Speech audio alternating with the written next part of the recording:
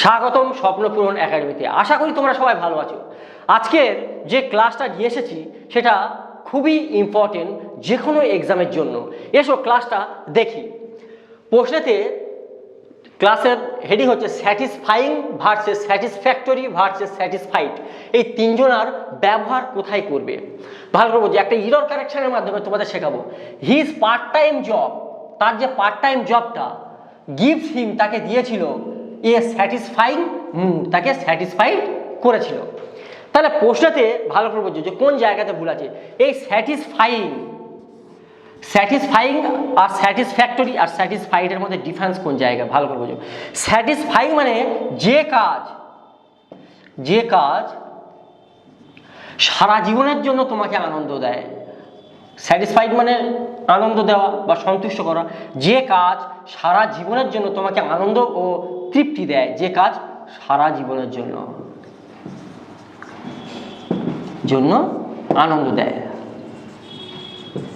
বা তৃপ্তি দেয়, তাকে আমরা স্যাটিসফাইং বলবো। তাহলে যে কাজ সারা জীবনের জন্য তোমাকে আনন্দ বা তৃপ্তি দেবে সেটাকে আমরা স্যাটিসফাইং বলবো। স্যাটিসফ্যাক্টরি মানে যে কাজ তোমার সাময়িক আনন্দ ও তৃপ্তি দেয়, যে কাজ সাময়িক বা অল্পক্ষণের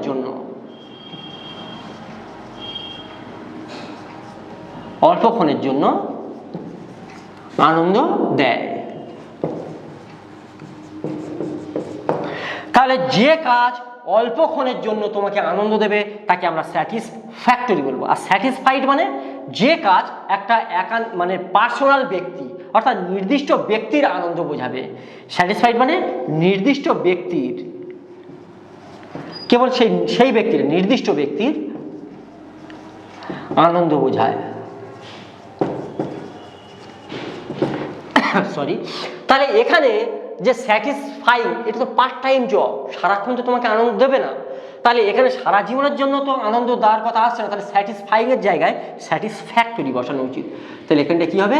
স্যাটিসফ্যাক্টরি। কারণ কিছুক্ষণের জন্য তোমাকে আনন্দ দেবে। আমি যদি বলি যে হিজ, যেমন স্যাটিসফাইং এর ব্যবহারটা দেখো, হিজ গভর্নমেন্ট জব বা job of government school gives দেবে কি? তাহলে এখানে গভর্নমেন্ট সরকারি চাকরি, তাহলে সারা জীবনের জন্য তোমাকে শান্তি দেবে, তাহলে স্যাটিসফাইং মুড, গিভস হিম স্যাটিসফাইং মুড। এখানে কিন্তু স্যাটিসফাইং মুড তোমাকে আনন্দ দেবে সারা জীবনের জন্য। তাহলে এখানে যে কাজটা তোমার সারা জীবনের জন্য আনন্দ দেবে সেটাকে আমরা স্যাটিসফাইং বলবো। কিছুক্ষণের জন্য আনন্দ দেবে সেটা স্যাটিসফ্যাক্টরি বলবো। আর নির্দিষ্ট ব্যক্তির, যেমন আমাদের টিম জিতেছে তাই I am satisfied. Our team won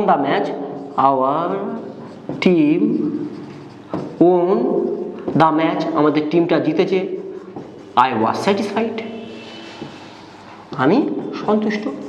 তাহলে এটা নির্দিষ্ট করে যখন, মানে নির্দিষ্ট ব্যক্তির একটা সান্ত্বনা বা তৃপ্তি বোঝাবে, আই ওয়াজ স্যাটিসফাইড।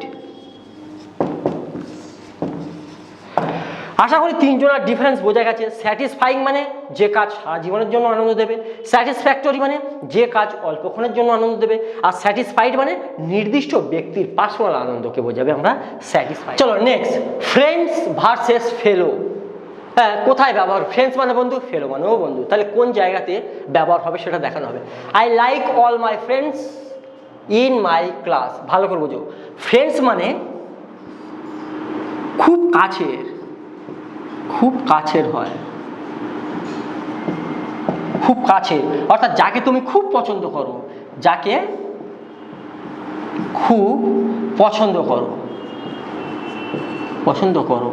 এবং সংখ্যায় খুব কম হয়,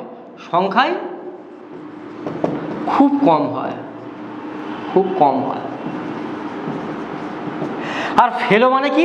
যাকে মোটামুটি পছন্দ করো। ফেলো মানে মোটামুটি পছন্দ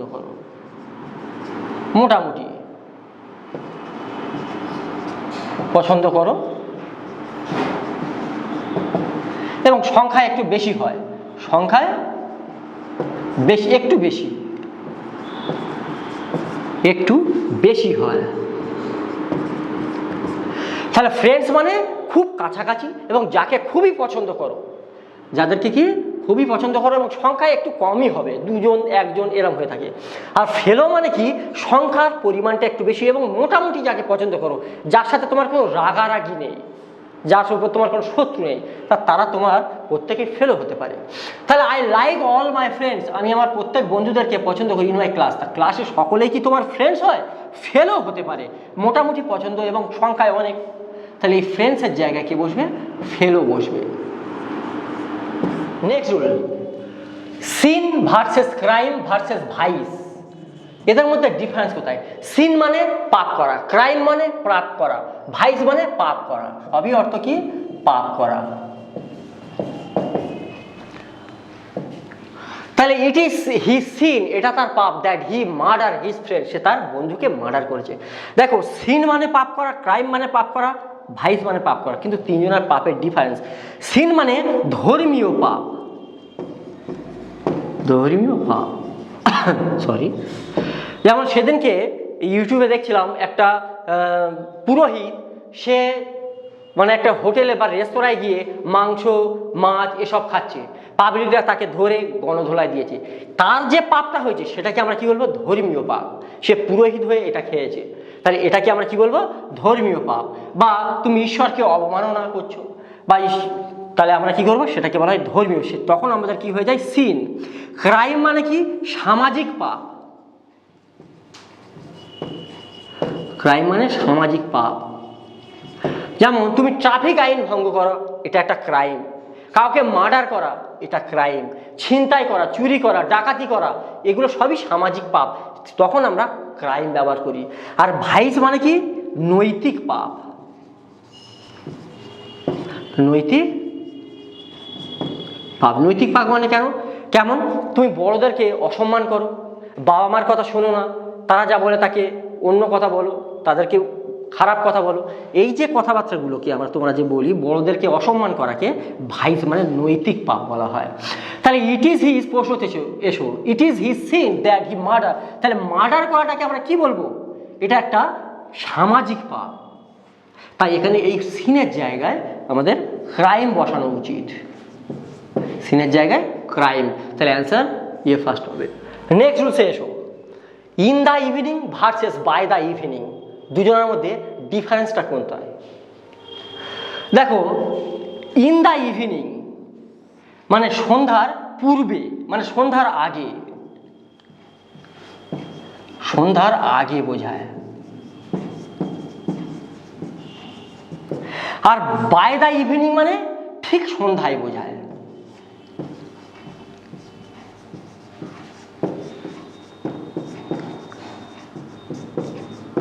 মনে থাকবে?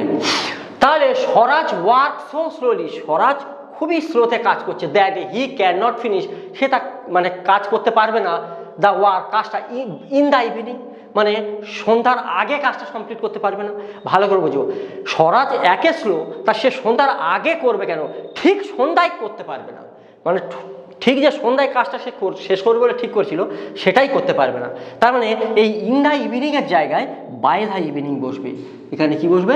By the evening. তাহলে অ্যান্সার সি থার্ড হবে। চলো নেক্সট রুলসে, can not help plus gerund, sorry জেরান্ডের ডিটা বসানো হয়নি, জেরান্ড। জেরান্ড মানে কি? ভার্বের সাথে আইএনজি যুক্ত করাকে আমরা কি বলবো? জেরান্ড। হ্যাঁ, তাহলে বসে, তাহলে ক্যান নট হেল্পের পরে জেরান্ড মানে ভার্বের সাথে আইএনজি বসে। তাহলে পোষাতে দেখো, তাহলে ক্যান নট হেল্প, তাহলে I can not help but punish him for his misbehaviour. তাহলে ক্যান নট হেল্পের পরে আমি যদি ভার্ব দিই, তাহলে তার সাথে কি যুক্ত করতে বলেছি? আইএনজি। তাহলে এখানে কি হবে? পানিশিং।